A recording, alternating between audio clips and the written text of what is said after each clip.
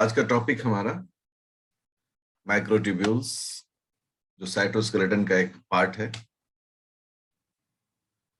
और माइक्रोट्यूब्यूल्स के अंदर हम लोग देखेंगे बेसिक्स क्या है माइक्रोट्यूब्यूल्स, और ट्यूबुलिन प्रोटीन्स क्या होते हैं, ठीक है, एसोसिएटेड प्रोटीन्स क्या होते हैं माइक्रोट्यूब्यूल के, और इंट्रासेलुलर मोटाइलिटी क्या होता है। ये हमारा बेसिक टारगेट है। अब हम लोग इसको डिस्कशन को डेवलप करते हैं और आते हैं अपने व्हाइट बोर्ड पर। अगर हम देखें, एक टर्म आता है साइटोस्केलेटन। साइटोस्केलेटन टर्म जो है, इस टर्म का मतलब होता है framework of the cell, frame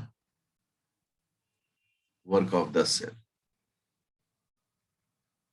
cell, कई बार मन में सवाल आता है, शेप ऑफ सेल कौन डिसाइड करता है,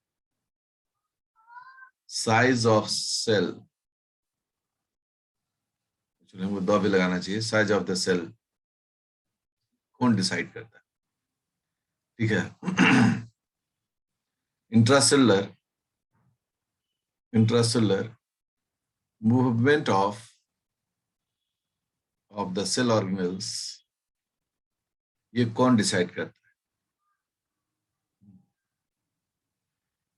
कौन इसको डिसाइड करता है, ठीक है। आरएनए ट्रांसपोर्ट कैसे होता है, ठीक है, कैसे सेल सिक्रीशन होता है। मतलब इस तरह की बातों को हम अगर रखें तो कई सारे सवाल होंगे, कौन इन सब चीजों को डिसाइड करता है ना। अगर हम इसके बारे में नहीं जानेंगे तो हम सेल पढ़कर भी हम अनजान हो जाएंगे, क्योंकि हमारे पास ये बेसिक कॉन्सेप्ट में कहीं चूक हो सकता है। तो इसका उत्तर आया कि साइटोस्केलेटन सिस्टम,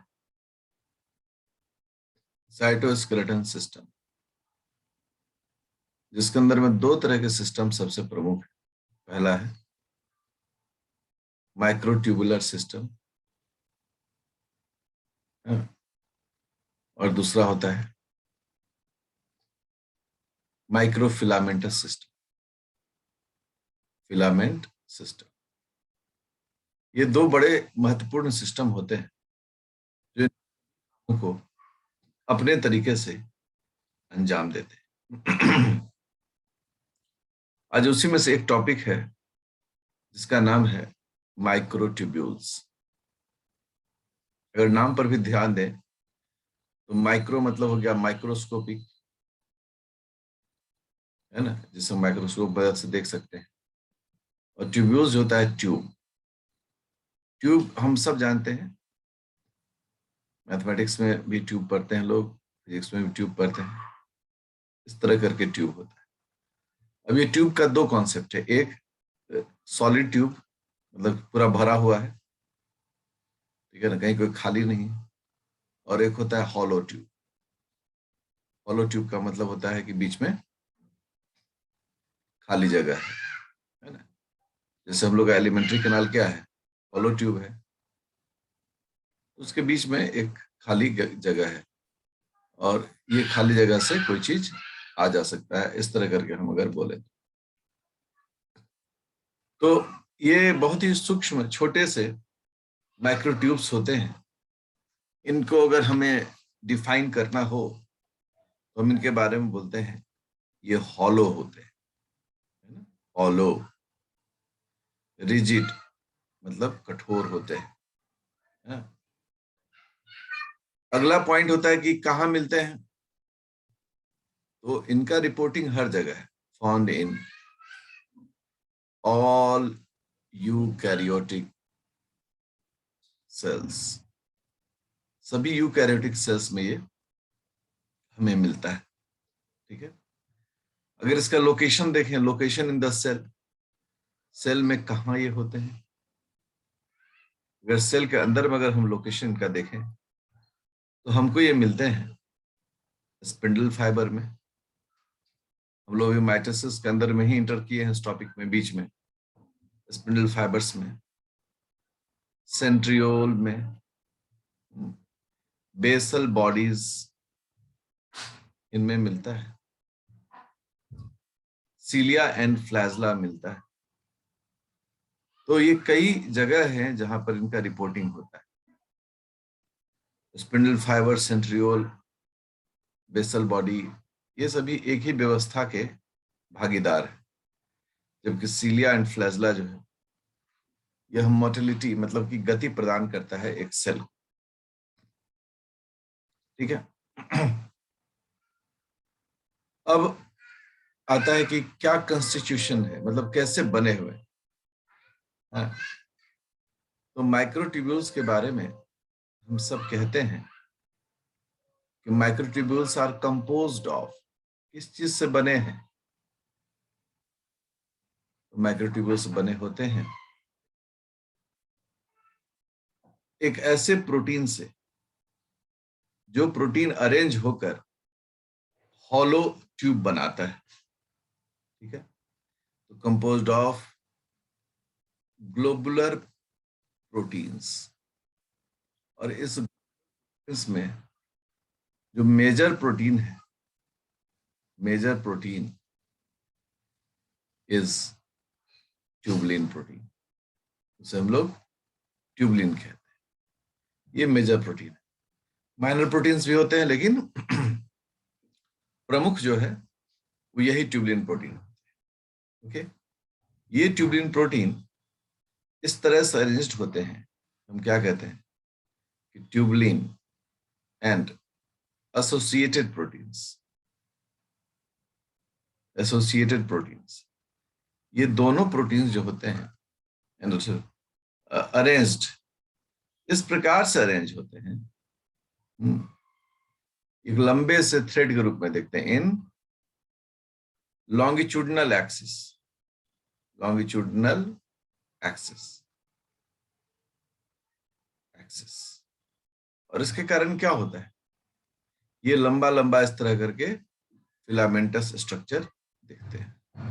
ठीक है ना, इस तरह के लंबा लंबा फिलामेंटस स्ट्रक्चर दिखते हैं। इन्हें हम लोग कहते हैं प्रोटोफिलामेंट। इनका नाम होता है प्रोटोफिलामेंट। ठीक है। अब ऐसे ऐसे 13 प्रोटोफिलामेंट्स साइड बाय साइड अरेंज होते हैं। 13 प्रोटोफिलामेंट्स, filaments are arranged side by side,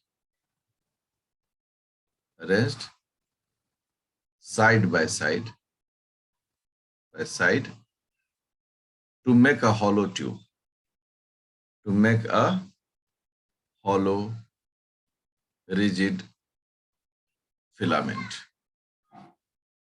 ठीक है। ऐसे 13 प्रोटोफिलामेंट्स इस तरह से अरेंज होते हैं, एक हॉलो हमको फिलामेंट जो होता है माइक्रोट्यूब्यूल वो मिलता है।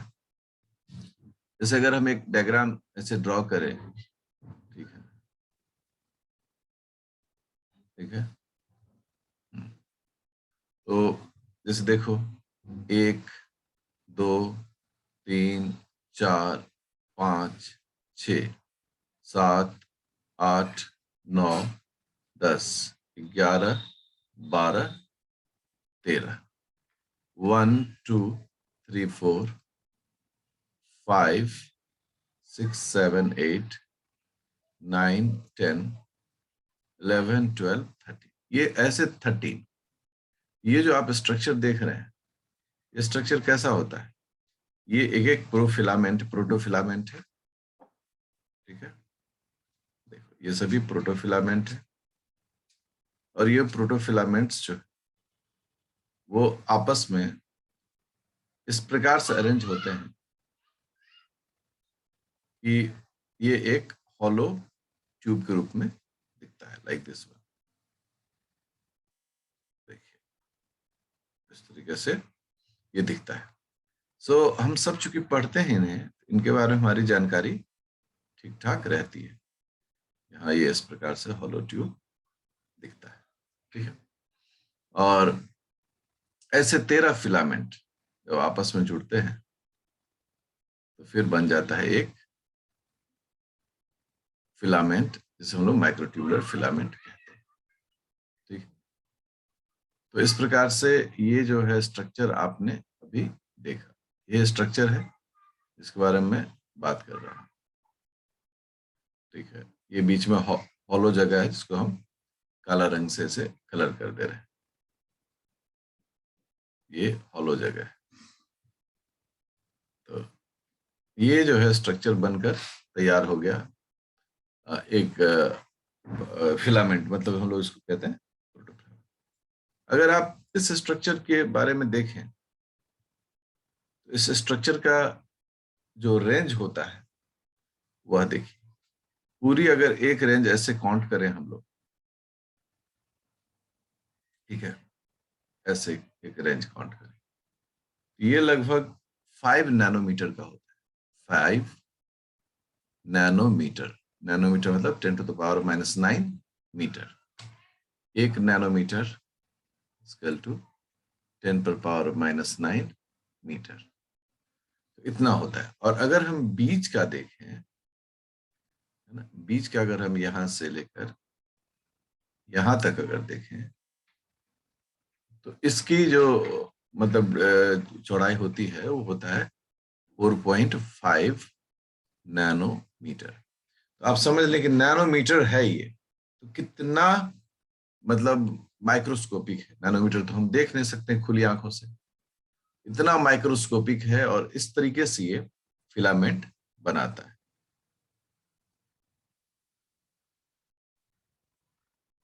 अब इस प्रोटोफिलामेंट का जो बेसिक फंडा मतलब कुछ चीजें जो होती है ना, जैसे हम बेसिक्स इसको अगर बोले तो इनमें 2 प्रकार के प्रोटीन्स जो है वो दिखते हैं। 2 types of proteins, 2 types of proteins. एक जो प्रोटीन का ग्रुप है उन्हें हम लोग बोलते हैं, पहला ट्यूबलिन डाइमर्स। ट्यूबलिन डाइमर मतलब 2 ट्यूबलिन मिलकर एक यूनिट बनाते हैं। और दूसरा जो होता है इनमें, उससे हम लोग बोलते हैं microtubular, microtubular associated proteins, associated proteins, इसे हम लोग मैप्स कहते हैं, MAP, और ये मैप्स।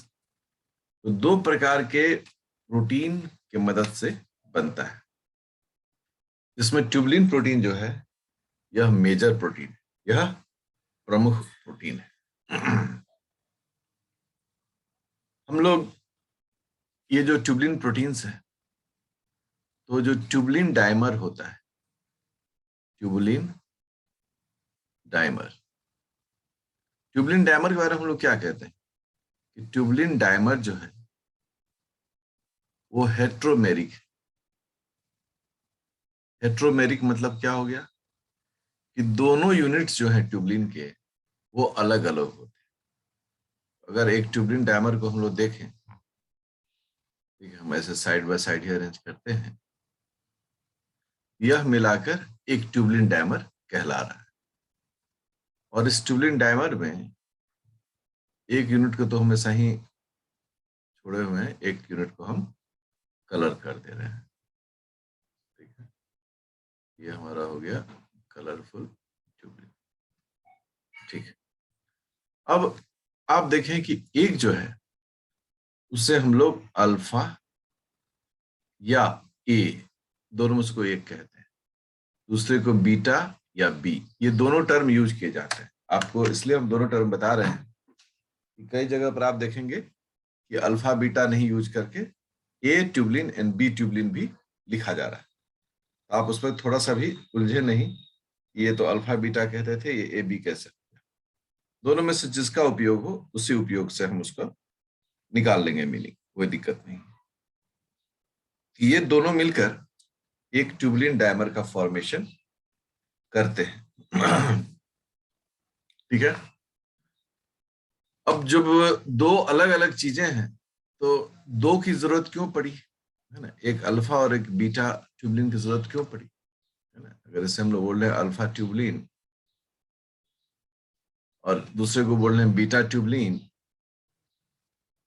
तो इन दोनों ट्यूबुलिन की हमें जरूरत क्यों पड़ी, मतलब क्यों सेल को इन दोनों ट्यूबुलिन की जरूरत पड़ती है? तो इन दोनों ट्यूबुलिन में बहुत सारी खास बात है। ठीक है। पहला है कि अल्फा ट्यूबुलिन हैज, इसके पास अगर हम बात करें तो हम ये बात करते हैं कि अल्फा ट्यूबुलिन के पास बाउंड जीटीपी है, बाउंड जीटीपी है। और ये बॉन्ड जीटीपी जो है ये अनएक्सचेंजेबल है, अनएक्सचेंजेबल है। कहने का मतलब है कि फिक्स्ड है ये। जैसे कि अगर हम ये ट्यूबुलिन करें ऐसे अल्फा ट्यूबुलिन और इसमें ये जीटीपी है, ये फिक्स्ड है, ये कोई किसी तरह का परिवर्तन नहीं शो करेगा, तो अनएक्सचेंजेबल है। Can not be hydrolysed, can not be hydrolysed मतलब फिक्स्ड है ये, इसमें कोई हाइड्रोलाइज करने की जरूरत भी नहीं। क्योंकि इसमें जीटीपी लगा हुआ है इसलिए अल्फा ट्यूबुलिन को हम लोग कहते हैं जी प्रोटीन। ठीक है। किससे हम लोग जी प्रोटीन बोलते हैं? जिसमें ग्वानोसाइन न्यूक्लियोटाइड लगा रहता है, अर्थात प्रोटीन जिसके साथ ग्वानोसाइन न्यूक्लियोटाइड लगा रहे, ग्वानोसाइन न्यूक्लियोटाइड अगर उसके साथ जुड़ा रहे उसे हम लोग बोलते हैं जी प्रोटीन। इस पॉइंट ऑफ व्यू से यह भी एक जी प्रोटीन है। बट ट्यूबुलिन में जो बॉन्ड जीटीपी है ये ना तो एक्सचेंज किया जा सकता है ना ही इसे आप डाइजेस्ट कर सकते हैं, पहला चीज। दूसरा है बीटा ट्यूबुलिन। बीटा ट्यूबुलिन की बात करें इसमें वे बाउंड जीटीपी है, मतलब दोनों में बॉन्ड जीटीपी रहता है, बट इसमें क्या है, ये एक्सचेंजेबल है। एक्सचेंजेबल मतलब ये आप बदल सकते हैं, ये आप बदल सकते हैं। तो यदि बदल सकते हैं तब बीटा ट्यूबुलिन का दो फॉर्म हो जाएगा। देखो, बीटा ट्यूबुलिन जीटीपी एक ये फॉर्म हो गया। अगर इसमें से एक इनऑर्गेनिक फॉस्फेट निकल जाए इसका नाम पड़ जाएगा बीटा ट्यूबुलिन जीडीपी, और जब इसको फिर से एक फॉस्फेट मिल जाए तो फिर से हो जाएगा ये बीटा ट्यूबुलिन जीटीपी। अर्थात बीटा ट्यूबुलिन के दो रूप होते हैं, एक जब उसके साथ जीटीपी रहता है और एक जब उसके साथ जीडीपी रहता है। ये तभी संभव है जब इसमें इस प्रकार के एक्सचेंज होने की संभावना होती है। तो जब मान लो कि ये स्ट्रक्चर है और इसके साथ है जीटीपी, ठीक है, और हम लोग कह रहे हैं कि ये जो है ये बीटा ट्यूबुलिन है। थोड़ा सा शेड कर दें उसको ताकि मेमोरी उसको जल्दी से पिकअप करे। ये देखो बन गया स्ट्रक्चर। ये बीटा जीटीपी है। इसका जब हम नेमिंग भी कर रहे हैं तो हम इसको पूरा नाम दे रहे हैं बीटा ट्यूबुलिन जीटीपी। हो गया। अब इस बीटा ट्यूबुलिन जीटीपी से ये कन्वर्ट होता है बीटा ट्यूबुलिन जीडीपी में। अब हो गया ये जीडीपी। थोड़ा सा स्ट्रक्चरल कन्फर्मेशन मैंने बदला है ताकि आप सुरुचिपूर्वक इसको समझ सकें। जिस तरह से जीटीपी को लिखा था मैंने उस तरह से जीटीपी को नहीं लिखा है, दोनों में थोड़ा स्ट्रक्चर में बदलाव किया है। देखिए ऐसे ऐसे ऐसे और ये हो गया कलर। अब ये तो हो गया बीटा जीडीपी। यहां जो है जीडीपी जाता है और जीटीपी बाहर निकल जाता है, मतलब ये जो जीटीपी है ये बाहर निकल गया और ये जो जीटीपी है यह जीडीपी यहां चला आया। इसको हम लोग बोलते हैं यहाँ पर एक फैक्टर होता है जिसको हम लोग बोलते हैं guanosine nucleotide exchange factor, GNEF। GNEF का फुल फॉर्म होता है ग्वानोसाइन न्यूक्लियोटाइड एक्सचेंज फैक्टर। ये जो फैक्टर है वह जीडीपी को अंदर डालता है और जीटीपी को बाहर निकालता है। और दूसरा जो पार्ट है उस पार्ट में हम इसको एक इनऑर्गेनिक फॉस्फेट देते हैं एटीपी से लेकर और फिर से इसको चार्ज कर देते हैं। तो जो बीटा ट्यूबुलिन है उस बीटा ट्यूबुलिन का दो रूप हो गया, एक बीटा ट्यूबुलिन जीटीपी और एक beta tubulin GDP, guanosine nucleotide triphosphate, guanosine nucleotide diphosphate. यह जो स्ट्रक्चर है यह अल्फा ट्यूबुलिन और बीटा ट्यूबुलिन का होता है। अब सवाल है कि यह स्टेटस होता कब है? तो बीटा ट्यूबुलिन जीटीपी, ये जो स्टेटस है यह स्टेटस होता है जब ट्यूबुलिन प्रोटीन जुड़ रहा होता है।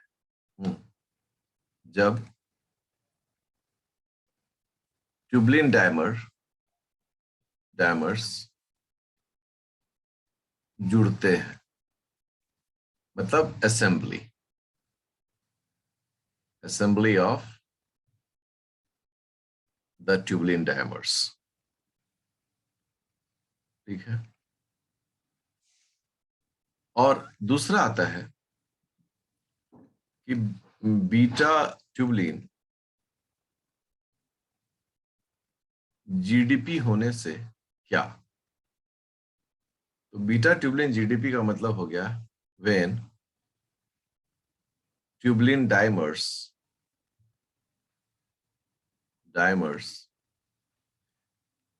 डिसअसेंबली। ठीक है। अब देखो असेंबली मतलब क्या होता है? जुड़ना। तो कई जगह पर असेंबली को असेंबली ना लिख के लोग क्या लिख देते हैं? पॉलीमराइज, है ना। और डिसअसेंबली में लिख देते हैं डीपॉलीमराइज। तो उसमें भी कंफ्यूज नहीं होना है, उसमें वैसा नहीं पता चले कंफ्यूज हो गए, बाबा वहां तो असेंबली डिसअसेंबली था, अभी क्या हो जाएगा। नहीं नहीं, वो आपको पॉलीमराइज और डीपॉलीमराइज टर्म में ही वो आता है, वहां कोई अलग से ऐसा इशू नहीं। ठीक है ना। तो ये जो है बीटा ट्यूबुलिन के होने और ना होने का दो स्टेटस होता है। दोनों में बीटा ट्यूबुलिन जीडीपी जो है ये बहुत डायनेमिक है, बीटा ट्यूबुलिन जीटीपी और जीडीपी ये बहुत डायनेमिक। तो अब आप देखें कि अगर हम एक डायमरिक स्ट्रक्चर को फिर से बहाल करें, ठीक है, फिर से इसे बहाल करें, तो हमको दोनों में एटीपी दिखता है, सॉरी दोनों में जीटीपी दिखता है। बट दोनों में जीटीपी दिखने वक्त में क्या है कि एक में हम समझ जाते हैं कि एक में फिक्स है और दूसरे में वो एक्सचेंजेबल है, मतलब वो बदल सकता है। ठीक है। इसको हम कलर कर दें और बेटर इमेज।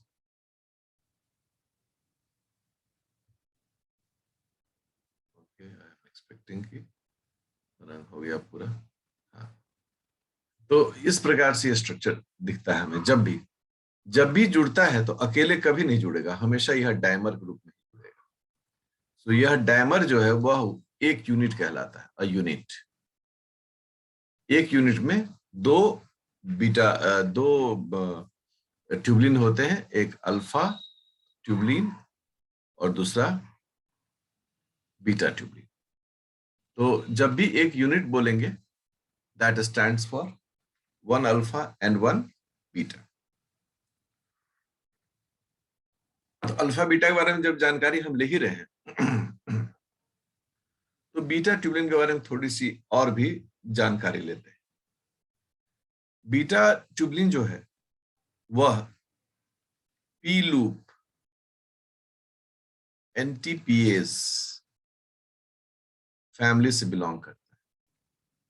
ठीक है, क्या नाम लिखा हुआ? P loop NTPs family. NTPH का मतलब क्या होता है? एनटीपीएच का फुल फॉर्म होता है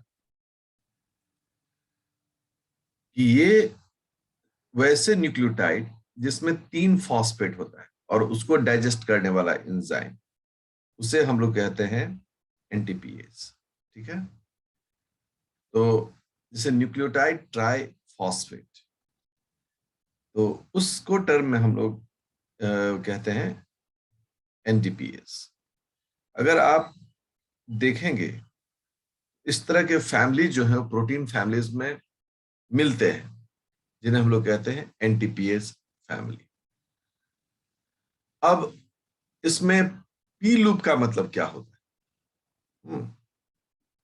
तो पी लूप यहां जो है वह स्टैंड करता है phosphate. P for stands for phosphate. Okay, so P stands for phosphate. P stands for phosphate, अर्थात यह वो लूप है जिसमें फॉस्फेट बाइंड करता है। यह फॉस्फेट बाइंडिंग लूप, ये हो गया पी लूप के लिए। हाँ। इस बिना पी लूप के हमारा एनटीपीएच काम नहीं करता है। ठीक है, सो अगर हम इसको हमेशा ध्यान दें कि ये लूप क्या होता है, तो आप हमेशा समझिएगा कि ऐसा एक लूप जिसमें कि फॉस्फेट बाइंड करता है, उसे हम लोग कहते हैं P loop NTPs family. P loop NTPs family. Family मतलब कोई अकेला नहीं है, इसमें बहुत सारे प्रोटीन्स होते हैं। ठीक है, तो ये जब भी प्रोटीन्स आप देखेंगे, इसमें आपको अल्फा बीटा दोनों प्रकार के प्रोटीन्स फोल्ड्स मिलते हैं। क्योंकि प्रोटीन का अपना स्ट्रक्चर है, अभी हम आप लोग को बताए नहीं है, तो जब इसको बताएंगे तो फिर आप पूरी तरह से स्ट्रक्चर को देख सकेंगे कि क्या ऐसे होता है। तो पी लूप इसी प्रकार से डिफाइन किया जाता है। देखिए, अगर हम एक छोटा सा पी लूप एनटीपीएच को बनाए, जस्ट सी इट।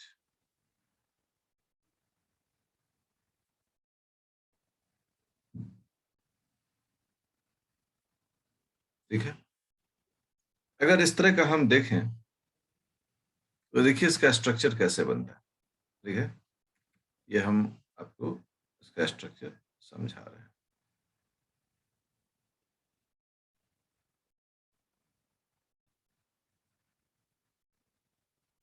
देखो, ये एक प्रोटीन है और इस प्रोटीन में ये जो है इसे हम लोग बोलते हैं अल्फा हेलिक्स।